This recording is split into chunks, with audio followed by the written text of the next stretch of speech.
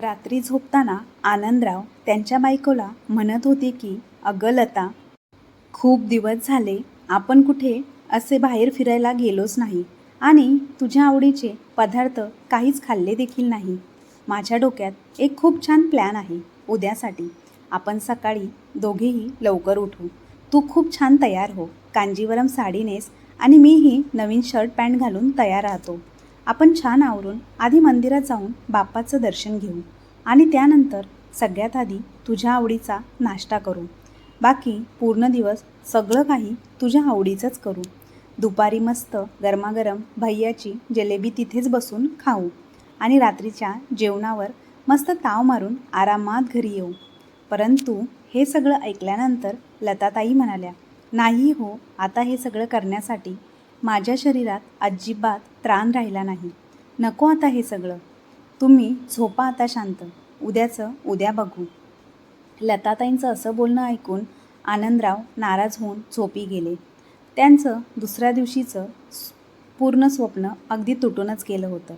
लता, अगं सकाळ झाली आहे, आता तरी उठ, मी मॉर्निंग वॉकला जातोय. लताताई अजूनही झोपेतच होत्या.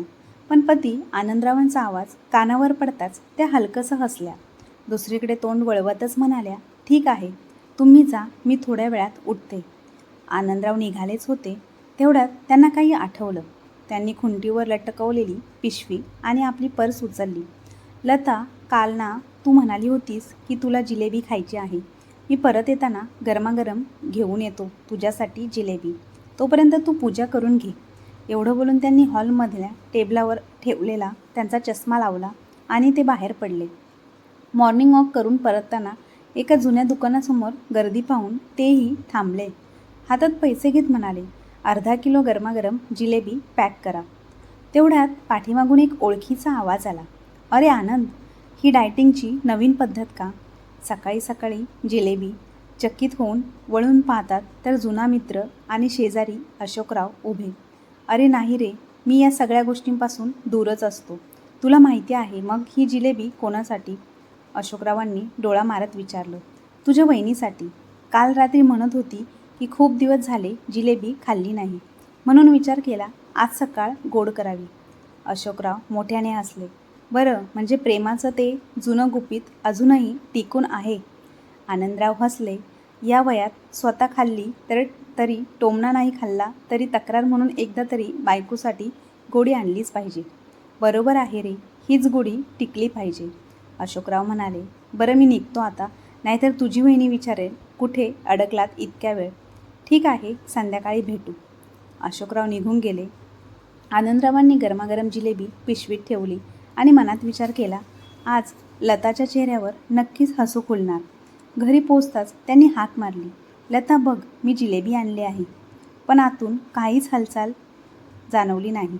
ही पिशवी टेबलावर ठेवून ते सरळ खोलीत गेले. लताताई अगदी सुम्मासारख्या स्थितीत पडल्या होत्या. आनंदराव हसत म्हणाले, वा, अजूनही झोपेतच आहेत.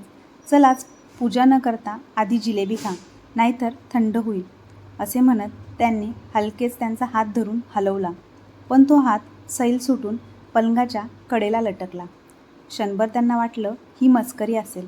पुन्हा हाक मारली, लता उठ ना, जिलेबी थंड होईल. आवाज आता थरथरत होता. चेहरा आपल्या दिशेने वळवला, पण उत्तर काही आलं नाही. डोळ्यातून पाणी गळायला लागलं. त्यांनी हात घट्ट पकडला, पण तो हात आता फक्त आठवण होता. डगमगत्या पावलाने ते दारापर्यंत गेले आणि हाक मारली, वैभव, अरे वैभव बेटा, खाली ये, तुझी आई उठत नाही आहे. वरून मुलाचा चिडलेला आवाज आला, आता काय झालं बाबा, सकाळी सकाळी? शांततेत झोपूनही देत नाही. काही वेळानंतर तो पायऱ्या उतरून खाली आला. चेहऱ्यावर न घाबरलेपणा ना काळजी. तो दरवाजापाशी उभा राहिला. आत डोकावून पाहिलं. लताताई अजूनही निश्चित पलंगावर पडल्या होत्या. वैभव, पटकन डॉक्टरांना फोन कर. आनंदरावांचा आवाज थरथरत होता. बाबा, आता डॉक्टरांना फोन करून काही उपयोग नाही. आईचा आता मृत्यू झाला. मुलाच्या तोंडून हे ऐकताच आनंदरावांच्या डोळ्यातून वाहणारं पाणी जणू कोरडं झालं. लता, तू अशी कशी जाऊ शकतेस? मी तुझ्याशिवाय कसा जगू? तेवढ्यात पाठीमागून दीपाली आली. एका हातात मोबाईल आणि दुसऱ्या हातात अर्धा कप चहा. सासूबाईंकडे नजर टाकून मोठ्याने हसली. काय झालं, अजून उठल्या नाहीत का? मेल्या की काय? बरं झालं.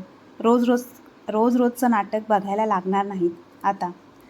आनंदरावांची नजर आता लताताईंकडून सुनेवर गेली, पण ती नजर रागाने जळणारी नव्हती, तर हजारो प्रश्नांनी भरलेली. एक गडद मऊ होतं. वडिलांचे ओले डोळे पाहून वैभव चिडून म्हणाला, बाबा आता ही रडारड बंद करा, शेजाऱ्या पाजाऱ्यांना सांगा आणि अंतिम संस्काराची तयारी करा आणि जरा लवकर करा, मला दुपारी एक महत्त्वाची मीटिंग आहे. आनंदरावांचा आवाज हलका पण धारदार झाला. इथं जी पडली आहे ती तुझी आई आहे, थोडी तरी लाज ठेव. त्यांच्या थरथरत्या शब्दांना वैभवने किंचितही भाव दिला नाही. उलट कठोर आवाजात म्हणाला, बाबा हा इमोशनल ड्रामा नको. प्रत्येकाला एक दिवस जावंच लागतं. आई गेली मग रडल्याने ती परत येणार नाही आणि एवढं जास्त भावूक होण्याचं तुमचं वयही राहिलेलं नाही. तेव्हा आनंदरावांनी काही उत्तर दिलं नाही. पाणी डोळ्यात साचत होतं. तेवढ्यात दीपालीचा आवाज हवेत घुमला, आणि ऐका, माझ्याकडून काही अपेक्षा ठेवू नका, मला वेळ नाही. हे दहन विधी, आंघोळ करून एका कोपऱ्यात बसून रडणं, मला संध्याकाळी पार्लरला जायचं आहे, दिव्याचं लग्न आहे, म्हणून हे सगळं लवकर आटपा. तेव्हा आनंदराव जणू दगडासारखे स्थिर झाले. नजर मात्र पत्नीवर. तीच पत्नी जिच्यासोबत पावसात भिजले, उन्हाच्या तडाख्यात सावली झाली, आयुष्याचे सगळे ऋतू वाटून घेतले आणि आज ती नजरेला नजर देत नव्हती. कदाचित शेवटचा उबदार स्पर्शही टाळत होती. थोड्याच वेळात शेजारच्या बायका घरात आल्या. भाऊ, लतावहिनीला काय झालं? एकीने हळूच विचारलं. सकाळपासून उठलीच नाही, फक्त झोपून राहिली. आनंदरावांचा आवाज जणू ओघळणाऱ्या पाण्यासारखा मंद झाला. बाहेर अंगणात अंतिम संस्काराची लगबग सुरू झाली. शेजारी, नातेवाईक, ओळखीचे सगळे जमले. आनंदराव मात्र एका कोपऱ्यात बसले होते. 2 हात घट्ट धरले, डोळ्यात धुसर आणि पाणी, मनात पाण्याविना झुरणाऱ्या पानांसारखी अवस्था. थोड्याच वेळात चिता धगधगू लागली. धुरांचा लोट आकाशाकडे झेपावला. तो लोट जणू त्यांच्या फुफ्फुसातून शिरून सगळं काही रिकामं करत गेला. लताताई पंचतत्वात विलीन झाल्या आणि त्यांच्या आयुष्यातील गंध सगळं जळून गेलं. दिवस ओघळत गेले. घरातील शांतता जखमेवर घट्ट बसलेल्या खपल्यांसारखी वाटू लागली की रक्त ओघळणारं हे निश्चित 10 दिवस झाले होते लताताईंना जाऊन. त्या सकाळी आनंदराव उठले.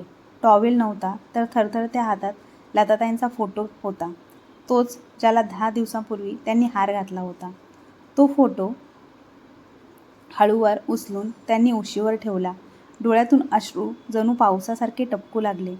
तू अजून इथेच आहेस लता, फक्त बोलत नाहीस, ते कुजबुजले. अचानक आठवणींचा एक तुकडा जणू डोळ्यासमोर चमकला. त्या सकाळी लताताईंचा थंडगार हात, ज्याला हलवून उठवण्याचा त्यांनी आटोकाट प्रयत्न केला होता, तो हात जडसर झाला आणि नखांच्या कडेवर जणू निळसर सावली होती. आनंदरावांचा श्वास एका क्षणासाठी अडकला.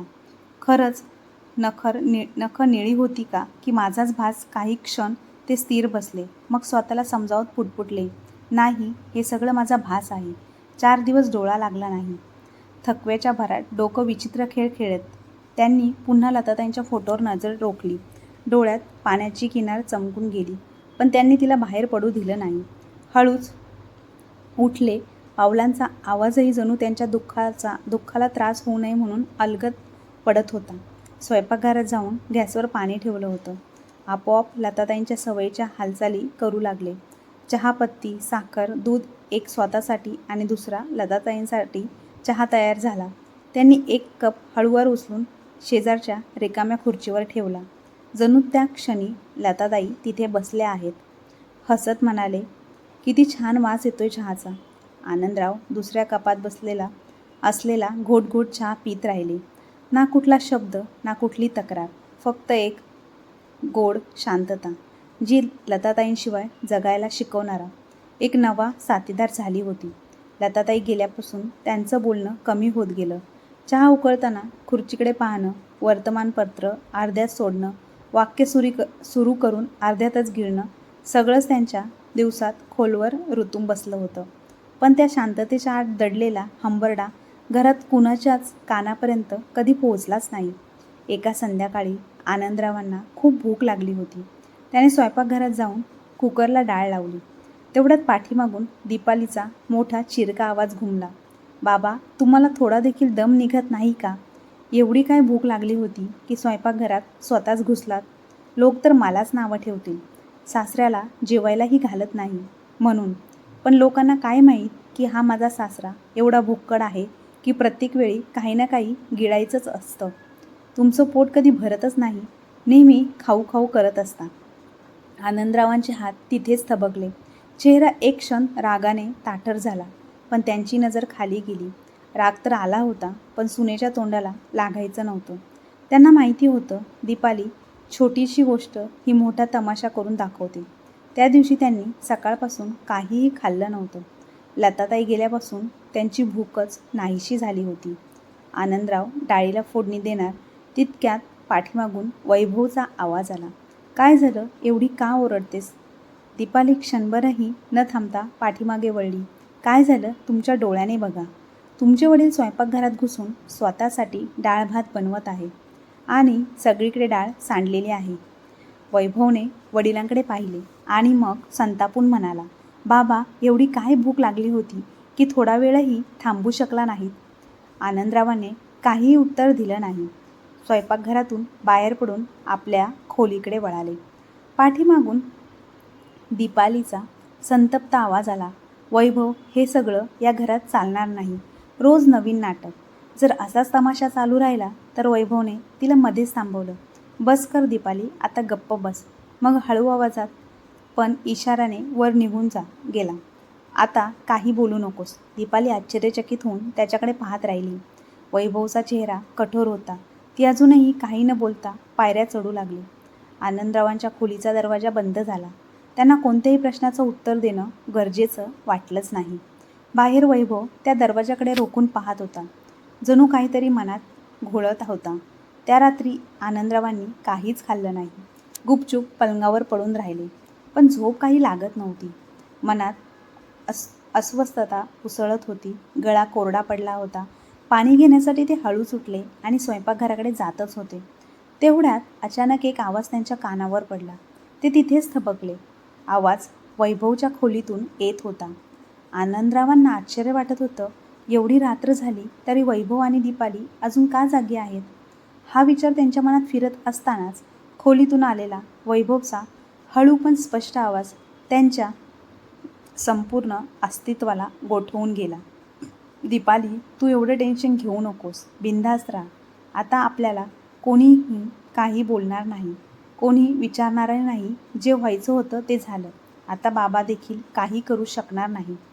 हे शब्द ऐकताच आनंदरावांचा श्वास एका क्षणासाठी थांबला.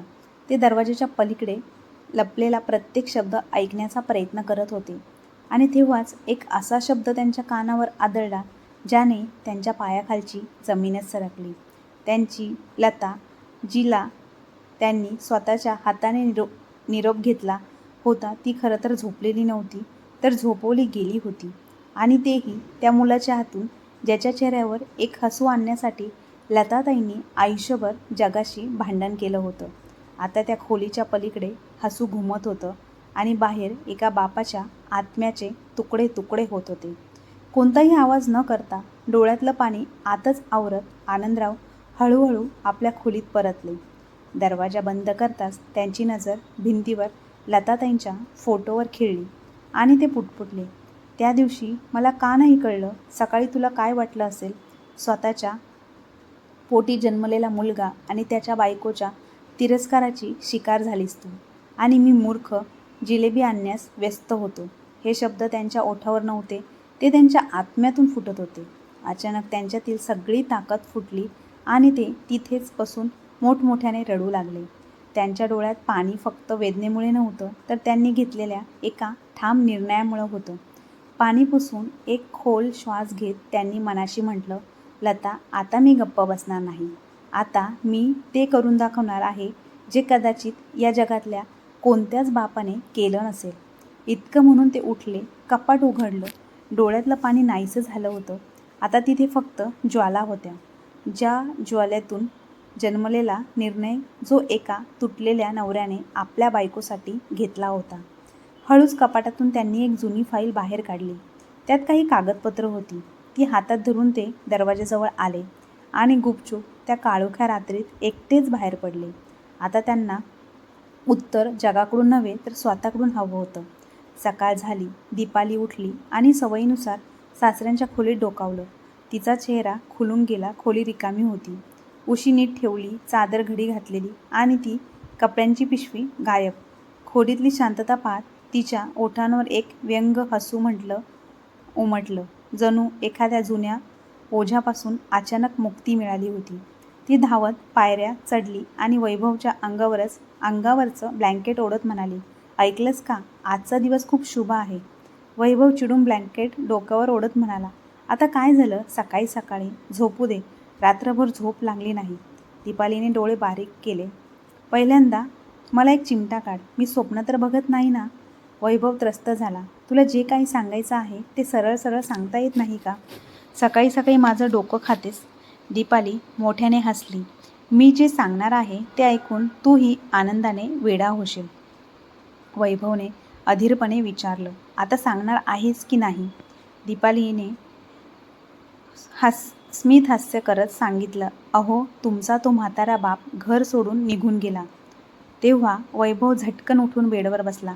काय काय मूर्खासारखं बोलतेस तू? तू तो असा कसा निघून जाईल? इथेच कुठेतरी बाहेर गेला असेल. दीपालीने शांतपणे मान हलवली. मी आत्ताच त्यांच्या खोलीत जाऊन आले. त्यांची पिशवी, कपडे काहीच तिथे नाही. यावेळी ते नक्कीच घर सोडून गेले आहेत. आता हे घर आपलं. मी या घरची मालकीण आणि तुम्ही मालक, ती चिडवत म्हणाली. वैभवच्या डोळ्यात एक विचित्र चमक उमटली, पण त्यात ना आनंद होता ना समाधान. तो गप्प उभा राहिला. मात्र दीपाली आता सगळ्या घरवर फिरत हसत होती.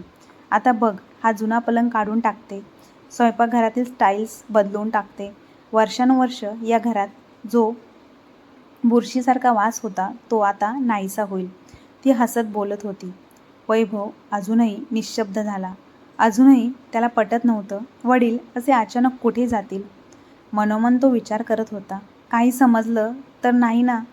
त्याच्या बोटांनी नकळत उशाच्या कडेचा कोपरा चुरगळायला सुरुवात केली होती. जणू एखादा काळा विचार हळूहळू आकार घेत होता. पण दीपालीला आता या सगळ्यांचा काही फरक पडत नव्हता. तिचा आवाज घरभर घुमत होता. आता ना कोणाची टोकाटोकी ना कुणाच्या नजरा. आता हे घर फक्त आपलं आणि सगळं आपल्या मनाप्रमाणे करू. दुसऱ्या दिवशी सकाळी दीपाली स्वयंपाकघरातून बाहेर आली. इतक्यात दारावरची बेल वाजली. तिने दार उघडलं. समोर तिची आई अनुराधाताई. दीपालीच्या डोळ्यातील चमक पाहून त्या हसल्या. अगं, असं वाटते काहीतरी मोठी खुशखबर आहे. कुठे तुझ्या सासूबाई? बरोबर सासरेही लोटांगण घालून गेले की काय? दीपाली खळखळून हसली. आई, तुझ्यासारखं माझं नशीब कुठे आहे? पण हो, तो म्हातारा आता घर सोडून गेला आहे आणि आता हे घर माझं झालं. अनुराधाताईंच्या डोळ्यात चमक दाटली. तू खरंच बाजी मारलीस गं. आता तुला कोणी थांबवणार नाही. तेवढ्यात वैभवही तिथे आला. सासूला पाहून तो हसत त्यांच्या पाया पडला. आई, खूप बरं झालं तुम्ही आलात. आता खरंच आपले दिवस आले. दीपालीने लगेच सांगितलं. वैभव, जा, आईला जिलेबी खूप आवडते, ती घेऊन ये. आणि हो, एखादी छानशी मिठाईसुद्धा आण. आज खूप आनंदाचा दिवस आहे. सेलिब्रेशन तर झालंच पाहिजे. वैभव बाहेर निघून गेला. इकडे दीपाली आईला घेऊन निश्चितपणे आनंदरावांच्या खोलीत जाऊन बसली. या भिंतीमध्ये वर्षानुवर्ष लताताई आणि आनंदरावांच्या आठवणी दरवळत होत्या. पण आता तिथे हास्य, थट्टा आणि स्वार्थाचे सूर घुमत होते. थोड्याच वेळात वैभव वडापाव, मिठाई आणि आईच्या आवडीची जिलेबी घेऊन आला. मग तिघेही आरामात बसून खाऊ लागले. जणू एखादं मोठं युद्ध जिंकून परतले आहेत. वातावरणात एक थंड पण समाधानाची लहर पसरली होती. याच दरम्यान अनुराधाताईने दीर्घ श्वास घेतला आणि हसत म्हणाल्या, दीपाली माळा, तुम्हा दोघांना मानलं. एवढ्या सहजपणे सगळं केलं. मला अजूनही विश्वास बसत नाही. वैभव, तू आणि दीपालीने मिळून तुझ्या आईला कायमचं संपवलं आणि कुणालाही संशय आला नाही. खोलीत एका क्षणात विचित्र शांतता पसरली. दीपाली मोठ्याने हसली. आई, कुणाला संशय कसा येणार? शेवटी हे सगळं प्लॅनिंग तुझंच होतं आणि एवढं परफेक्ट की जणू सगळ्याचा सरावच केला होता. आपण अनुराधाताईंनी चतुर स्मितहास्य करत दीपालीच्या पाठीवर हलकेच थोपाटलं. बाळा, तुझ्यासाठीच तर मी काहीही करू शकते. तूच माझी खरी ताकद आहेस. बाकी सगळं म्हणजे फक्त मोहमाया. दीपालीच्या डोळ्यात अभिमानाची लहर तळाली, पण थोडी गंभीर होत ती म्हणाली, आई, पण त्या दिवशी मात्र आम्ही दोघं खरंच घाबरलो होतो. जसं मी त्यांना इंजेक्शन देणार होते, अचानक माझ्या सासूबाईंचे डोळे उघडले. त्या काही बोलणार होत्या इतक्यातच वैभवने झटक्यात त्यांचं तोंड दाबून धरलं. अनुराधाताई दचकल्या. मग पुढे काय झालं? यावेळी वैभव बोलला. त्या क्षणी सगळ्यात मोठी भीती होती. इतक्यात बाहेरून त्या म्हाताऱ्याचा आवाज आला. तो मॉर्निंग वॉकवरून परतला होता. घाईगडबडीत ते इंजेक्शन माझ्या हातून सुटून पलंगाखाली गेलं. हाच मुद्दा आम्हाला सतावत होता, दीपाली हसत म्हणाली. पण पण जसं तो म्हातारा घर सोडून गेला, आम्ही हास्य केलं आणि ती काचेची बाटलीही सापडली. अनुराधाताई टाळी वाजवत हसल्या. चला, शेवटी काम अगदी तसंच झालं जसं सुरुवातीपासून डोक्यात आखलं होतं. पण दुसरीकडे आनंदरावाने आधीच ते सगळं करून ठेवलं होतं, ज्याची त्यांच्या मुलाला आणि सुनेला कल्पनाही नव्हती. त्या घराला त्यांनी गुपचूप लुबाडलं होतं. त्या आईला, आपल्या लताताईला त्यांनी निर्दयीपणे हिरावून घेतलं होतं आणि ज्या बापाला त्यांनी आयुष्यभर फक्त ओझं म्हटलं होतं, तोच बाप आता त्या ओझ्याच्या राखेतून उठला. एक शांत पण भयानक वादळ बनला होता. म्हणतात ना, ज्यांचं सगळं काही हरवले त्यांच्याकडे गमवायला काहीच उरत नाही, पण करण्यासाठी मात्र खूप काही राहतं. आनंदरावांच्या पिशवीत फक्त कागदपत्रे नव्हते, तर त्यांच्या आत्म्याची जळणारी आग होती. समोरच्या टेबलापाशी वकील श्रीपाद गोखले बसले होते. जणू एखाद्या न्यायकथेची सुरुवात आता त्यांच्या हातून होणार होती. वडिलांनी हळूच कागदपत्रे उचलली, चष्मा नीट बसवला आणि पानं उलटत विचारलं, आनंदराव, आपण पूर्ण खात्री बाळगता आपली संपूर्ण संपत्ती आपण या ट्रस्टच्या नावावर करणार आहात? हा ट्रस्ट उद्धारासाठी काम करतो आणि या घरावर सुद्धा तुमच्या मुलाचा आणि सुनेचा कुठलाही दावा राहणार नाही. तेव्हा आनंदरावांनी खोल श्वास घेतला, नजर खाली घातली आणि मंद स्वरात म्हणाले, हो, आता माझ्या जगात माझी लता नाही आणि मुलगा तर त्याच दिवशी मेला ज्या दिवशी माझी लता त्याने माझ्यापासून हिरावून घेतली. फाईलकडे बोट दाखवत ते पुढे म्हणाले, फक्त एवढं करा, माझ्यानंतर हे घर त्या असह्य वृद्धांचं असावं ज्यांना त्यांची मुले घराबाहेर काढतात आणि माझ्यासारखं त्यांनाही एकटं रडावं लागू नये. वकिलांनी एक जाडजोड फाईल त्यांच्यासमोर ठेवली. जसं आपण सांगितलं होतं, सगळी कागदपत्रं तयार आहेत. आता फक्त आपल्या सह्या हव्यात. त्यानंतर तुमचा मुलगा आणि सुनेचा हक्क कुठेही राहणार नाही, ना घरावर, ना बँक खात्यावर, ना संपत्तीवर. कापऱ्या हाताने आनंदरावाने पेन उचलला. प्रत्येक सही म्हणजे लताताईंसाठीचा न्याय, आपल्या अपमानाचं उत्तर आणि मोडलेल्या विश्वासाची किंमत होती. सही पूर्ण होताच वकिलांनी मान हलवली. आता हे घर, हे नाव आणि हा सन्मान फक्त त्यांनाच मिळेल जे खरोखर हकदार आहेत. फाईल काळजीपूर्वक पिशवीत ठेवून आनंदराव हळूहळू ऑफिसच्या बाहेर पडले. दाराबाहेर येताच त्यांनी पिशवीतून आपला जुना मोबाईल काढला, दीर्घ श्वास घेतला आणि तोच नंबर डायल केला. इन्स्पेक्टर कुलदीपचा. समोरून आवाज आला आणि आनंदराव थेट बोलले, कुलदीप साहेब, सगळी कागदपत्रं तयार आहेत. जे तुम्ही सांगितलं होतं त्याचा एक एक पुरावा माझ्याकडे आहे. फोनच्या दुसऱ्या बाजूने कुलदीपचा ठाम आवाज आला, तुम्ही निश्चिंत राहा, पोलीस वेळेवर पोचतील. आता ते दोघं वाचणार नाही. जे काही तुम्ही सांगितलं त्याचा हिशोब आता कायदा घेईल. तुम्ही फक्त घरी जा आणि पुढचं आमच्यावर सोडा. फोन कट करून आनंदरावांनी आकाशाकडे पाहिले. लता, तू बघ, तुझा गुन्हेगार आरामात जगू शकणार नाही. त्यांच्या डोळ्यात आता पाणी नव्हतं, फक्त शांतता होती आणि त्या शांततेत दडलेलं एक प्रचंड वादळ. दुसरीकडे दीपाली, वैभव आणि अनुराधाताई अजूनही सेलिब्रेशनच्या मूडमध्येच होते. घरात एखाद्या उत्सवाचं वातावरण होते, पण हा उत्सव पवित्र आनंदाचा नव्हता. तो होता लोभाचा आणि जिंकलेल्या कपटाचा. दीपाली आपल्या सासूबाईंचं कपाट उघडून बसली होती. त्यातील एक एक दागिना काढून ती आरशासमोर घालून पाहत होती. आई, बघ, हा राणीहार माझ्यावर किती शोभून दिसतोय. आरशात स्वतःकडे पाहत ती हसली. आता खरंच मी या घराची राणी वाटत आहे. अनुराधाताई मस्करी करत म्हणाल्या, अगं फक्त राणीच नाही, महाराणी. आणि तुझा वैभव तर एखाद्या राजासारखा खोलीत हास्याचा गडगडाट घुमला आणि त्या हास्यात जणू वेळच थांबला.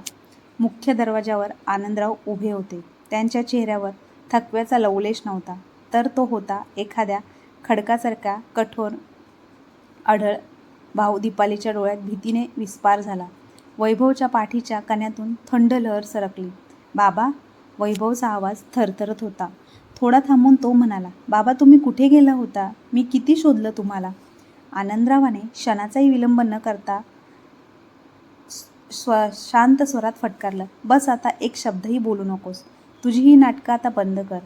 त्यांच्या आवाजातील तो कठोरपणा इतका धारदार होता की अनुराधाताईंच्या ओठांवरचं हसू क्षणात पुसलं गेलं. आज पहिल्यांदाच मी पाहिलं की माणसाच्या चेहऱ्यावरचा सैतानही कसा हसू शकतो. तुम्ही सगळे इथे जल्लोषात बसला आहात, पण आता पुरे झालं. ते खोलीत शिरले आणि टेबलावर ठेवलेल्या दागिन्यांकडे रोखून पाहिलं. हे सगळे दागिने माझ्या लताचे आहेत. तुमची हिंमत कशी झाली त्यांना हात लावायची? आता तयार राहा तुरुंगात जाण्यासाठी. हे ऐकताच वैभव संतापून ओरडला, तुझं हे वेळ तुझ्याजवळ ठेव. तुझं हे ज्ञान तुझ्याजवळ ठेव म्हाताऱ्या, आणि निघून जा इथून. या घरावर आता माझा आणि दीपालीचा हक्क आहे. इतकं बोलून त्याने वडिलांचा हात धरून बाहेर ढकलण्याचा प्रयत्न केला, पण आनंदरावाने त्याचा हात झटकून एक जोरदार चापट त्याच्या गालावरती मारली आणि गुरगुरत म्हणाले, खबरदार, पुन्हा जर मला या गलिच्छ हाताने स्पर्श केलास तर हेच हात मोडून टाकील. त्यांच्या डोळ्यात अश्रू नव्हते, फक्त अशी झळझळीत आग होती जी सर्व काही भस्म करण्यास तयार होती. अचानक बाहेर सायरनचा आवाज घुमला. पोलीस आले होते. आनंदराव 2 पावले पुढे आले. या घराच्या हक्काबाबत बोलायचं झालं तर आता या घरावर तुमचा काहीच हक्क नाही. माझ्या आयुष्याची कमाई, माझ्या घामानं उभरलेलं श्रमाचं मंदिर आणि माझ्या लताच्या आठवणीने सजलेलं हे घर मी त्या ट्रस्टच्या नावावर केलं आहे, जिथे कुठल्याही मुलाला आपल्या आईवडिलांशी असा विश्वासघात करण्याची संधी मिळणार नाही. आणि हो, माझ्या लताची नॅचरल डेथ म्हणून लपवलेली हत्या, तिचे पुरावे माझ्याकडे आहेत. तुमच्या हसत हसत केलेल्या कबुलीत जबाबांसह. इतकं म्हणून त्यांनी खिशातून एक छोटा कॅमेरा काढला, तो पुरावा ज्यात सगळं काही स्पष्ट दिसते. ते दरवाजाकडे वळले, जिथं इन्स्पेक्टर कुलदीप आधीच उभे होते. आता न्याय बोलेल आणि तुम्ही फक्त ऐकाल. इन्स्पेक्टर कुलदीप पुढे आले. त्यांच्या मागे 2 पोलीस होते. एकाच्या हातात कॅमेरा तर दुसऱ्याच्या हातात अटक वॉरंट. दीपाली आणि अनुराधाताईंचे डोळे विस्फारले. काही क्षणापूर्वी घुमणाऱ्या हास्याचा मागमूसही उरला नव्हता. त्यांच्या चेहऱ्यावर पांढरी शुभ्र भीती पसरली होती. इन्स्पेक्टर, हा काय विनोद करताय? वैभव घाबरत म्हणाला, पण त्याचा आवाज अजूनही थरथरत होता. इन्स्पेक्टर कुलदीप सरळ त्यांच्या डोळ्यात पाहून थंड स्वरात म्हणाले, विनोद तर तेव्हा होतो जेव्हा तुम्ही सगळे मिळून एका आईचा अखेरचा श्वास हिरावला होता. आता हा हिशोब आहे. दीपालीने दागिन्याने भरलेला हात मागे घेतला. तिचा चेहरा आता भीती आणि अपराधीपणाच्या घुसपटीने फिक्कट झाला. अनुराधाताईंनी एक पाऊल मागे घेतलं. तेवढ्यात एक कॉन्स्टेबल पुढे येऊन त्यांच्या हातात बेड्या ठोकायला लागली. ती जणू जमिनीवर कोसळली. तिचं हसू आता विव्हळपणात बदललं होतं. नाही, हे खोटं आहे. आम्ही काही केलं नाही. वैभव तिथे जमिनीवर बसून राहिला. ना त्याच्या चेहऱ्यावर अहंकार, ना वडिलांकडे पाहण्याची हिंमत, कारण त्याला ठाऊक होतं की आता सुटका नाही. पोलीस त्यांना घेऊन गेले. आनंदराव काही क्षण तिथेच उभे राहिले, जिथे कधी लताताई बसायच्या, हसायच्या. त्यांनी हळूच फोटोकडे पाहिलंच लता, तुझा आनंद हरला नाही. तुझ्यासाठी तुझ्या नावाची ती इज्जत परत आणली आहे, जी या 4 भिंतीपेक्षा खूप मोठी आहे. आता आनंदरावांच्या चेहऱ्यावर समाधान होतं, कारण त्यांच्या लताला अखेरचा न्याय मिळाला होता. तर मित्रांनो, तुम्हाला ही आजची कथा कशी वाटली कमेंट बॉक्समध्ये नक्की कळवा. आणि ही भावनिक कथा आवडली असल्यास आपल्या चॅनलला लाईक, शेअर, सबस्क्राईब नक्की करा. धन्यवाद.